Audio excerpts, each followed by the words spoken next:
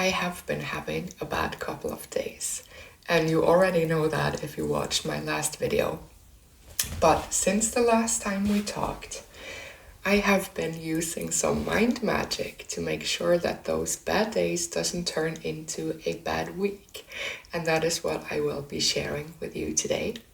But first, let me just say, if you're new here, warmly welcome, and you're probably wondering what I'm talking about. So, to put it short, I have given myself 4 weeks, a 4-week personal growth challenge to coach myself by learning how to think on purpose instead of autopilot to become this happy and new version that lives deep inside of me. So if you want to check that out first, I put it all into a playlist. On to the juice.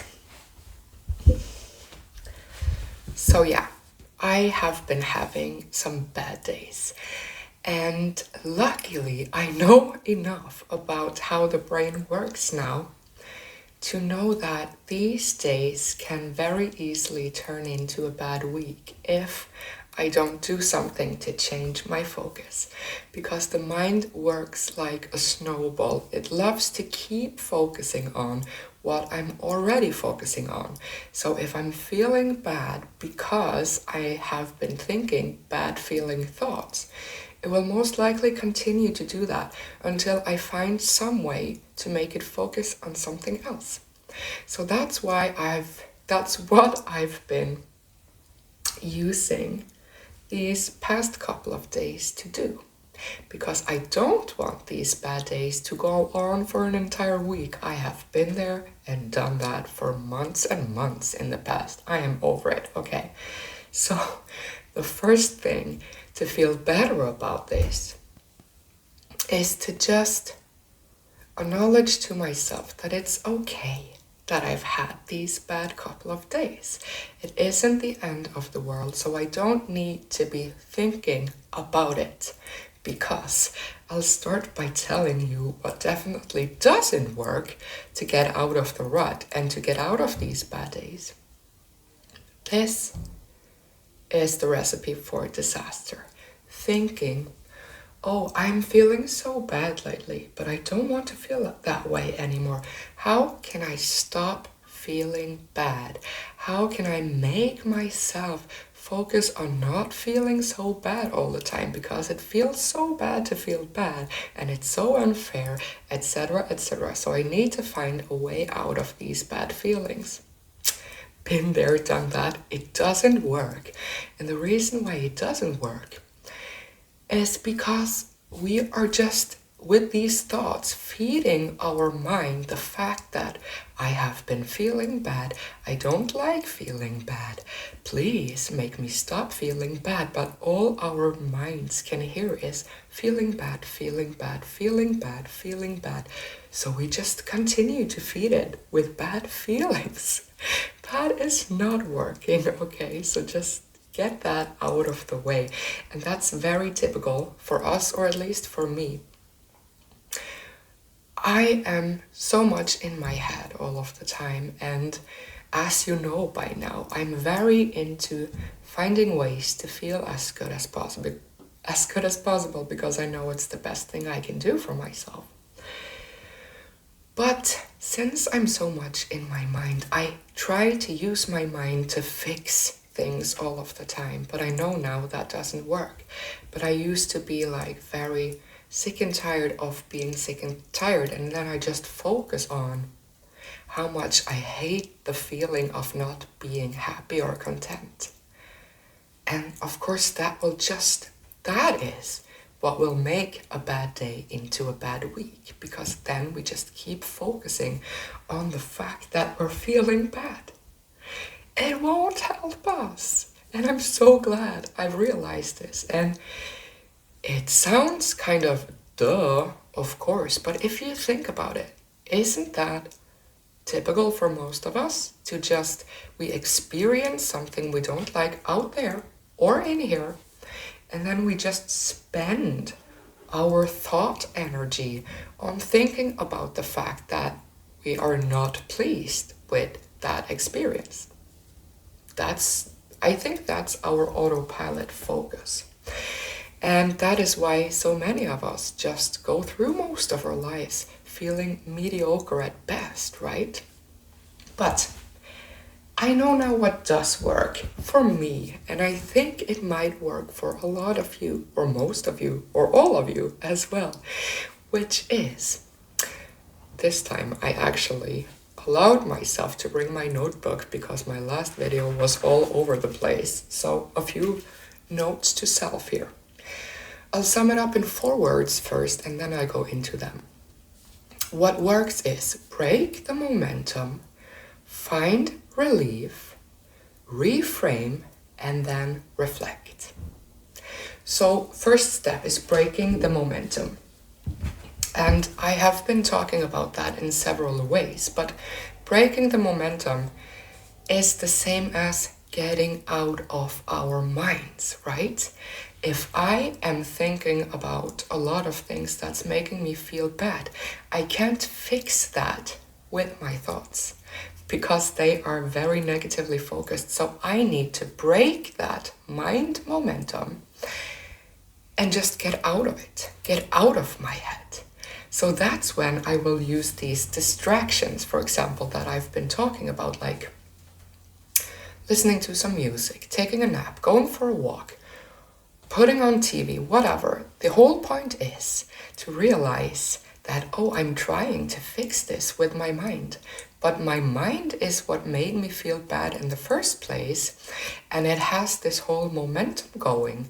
So I can fix this later with my mind, but the first thing I need to do is to break that momentum to feel better, okay? So what I've been doing these couple of days, there is lovely weather outside here in Norway. Love that. So I've been doing some gardening work and doing things, these physical things. They help me to get out of my mind. Sometimes I can be thinking about things while I do it, but I just think about more neutral things, or what I'm going to do with this plant or this hedge and all of that. So that's my distraction. That's how I broke the momentum. So that was the first step of getting out of this spiral for me. And then the next step is to find relief. And finding relief is kind of understanding why it's okay to not be in my mind, because I am a mind-driven person, a thought-driven person, so I want to stay up there all the time. I think I want to, but I don't. I'm telling you, I don't. But finding relief is seeing that it's okay to take a pause and break the momentum from my mind. Let me just look at my notes again, so I'll make sure I'm not taking 10 different paths to get to this. Finding relief is, I put down why it's okay not to think about it. For me, I need to give myself these sentences to realize that it's okay not to think about it. So what I do to find relief is just to find any kind of thought that feels a bit lighter or better than the ones I've been having. For example, in these moments where I've been stuck in my head and feeling bad, finding relief and finding a better feeling thought for me can be, it's okay not to stay in my mind, because I have been in my mind for the last couple of days, and what it gave me was stress, overwhelm, and bad feelings. And what I'm here to do is not to be productive or get most stuff done. I'm here to find ways to make myself feel as good as possible, as many times as possible during the day. So I know that taking a break from my head will be okay. And I allow myself to take a break from my head right now. And then I feel relief just in that moment. But for me, the trick is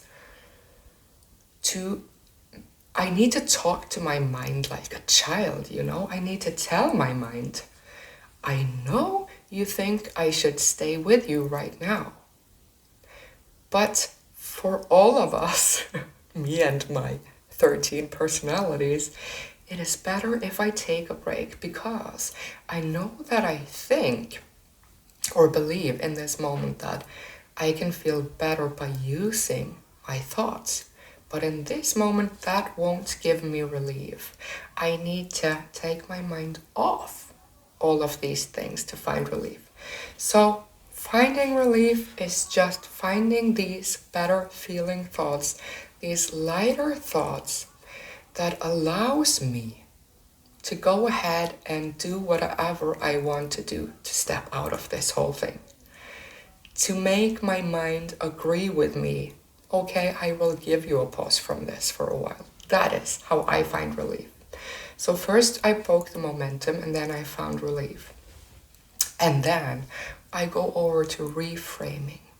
So reframing is just challenging the thoughts and beliefs I've been having for the last couple of days, and that I might be having by doing something else differently. By doing something else entirely is what I mean. So reframing for me would look something like this. I start off with these thoughts saying, I'm lazy, I'm unproductive, I'm not doing anything, I had some days off, I should be having all of my ducks in a row, and I should be feeling great, blah, blah, blah. Those are my starting thoughts. And then I reframe them by challenging them. So one way of challenging them is just, has these things that I'm thinking right now been true for me in every situation, or are there any situations that could say the opposite? For me, yes. I have a lot of examples from the past where I realized that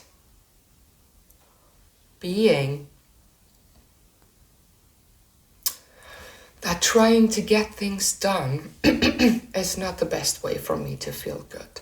So the best way for me to feel good is just to take the path of least resistance, take my mind off my mind for once in a while, because my mind is, I love you, mind, but you're giving me a lot of trouble also. You're very overthinking.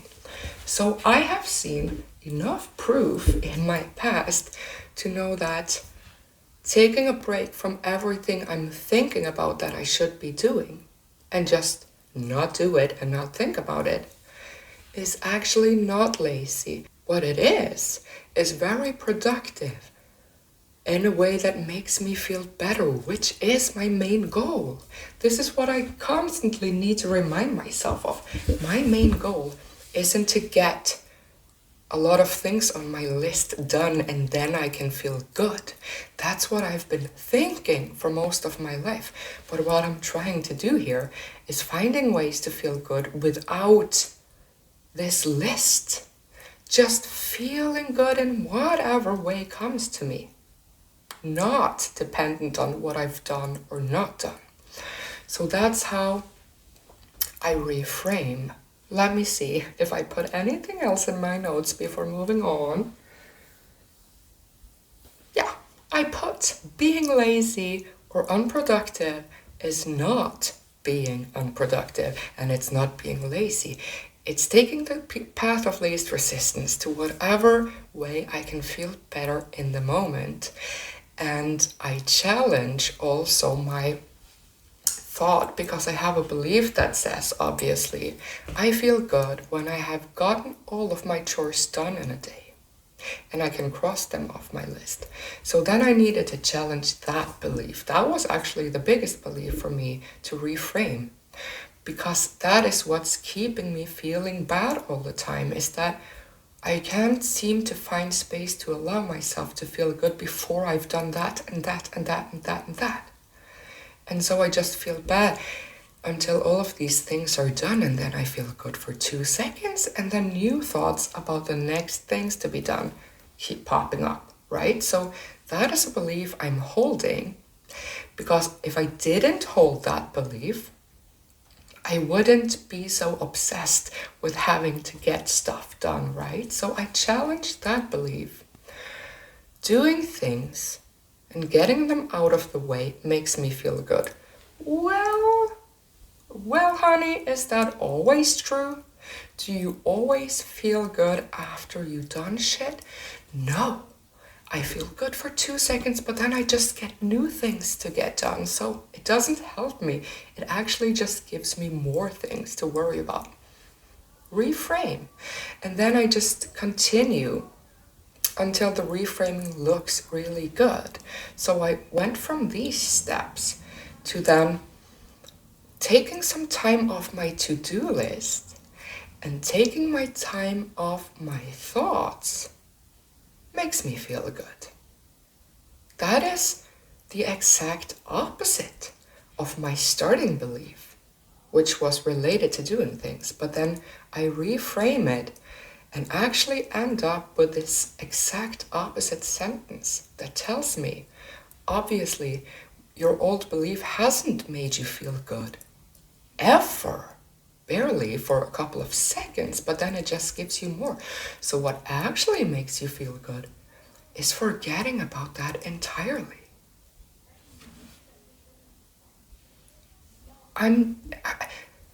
You see, I know these things already, but I just need to remind myself so often because I just get stuck in these old beliefs about what I think is the best for me, and it's actually the worst for me. How interesting is that?